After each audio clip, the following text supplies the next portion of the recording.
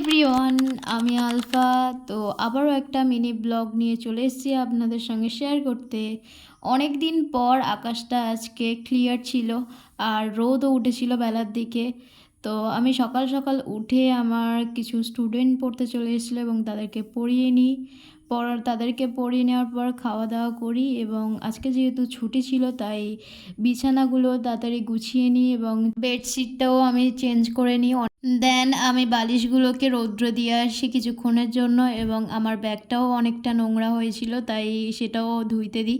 দেন আমিও স্নান করে নিই এবং স্নান করে লাঞ্চের পর দেখি আকাশটা অনেকটা মেঘ করে এসেছিলো।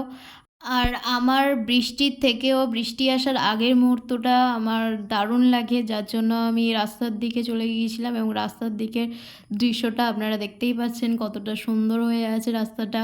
তারপর বৃষ্টি চলে এসেছিলো এবং বৃষ্টি আসার কিছুক্ষণ পর আমি ঘুমিয়ে পড়েছিলাম এবং ঘুম থেকে উঠেই আমার কিছু স্টুডেন্ট পড়তে চলে এসেছিলো, তো তাদেরকে পড়িয়ে নিয়েছিলাম। আর আমার এক্সামও বেশি দিন বাকি নেই, তাই ওদেরকে পড়িয়ে নেওয়ার পর আমি আমার নিজের পড়াটা পড়ছিলাম। তো আজকে ভিডিওটা এই পর্যন্ত, দেখা হচ্ছে নেক্সট কোনো ব্লগে। টাটা।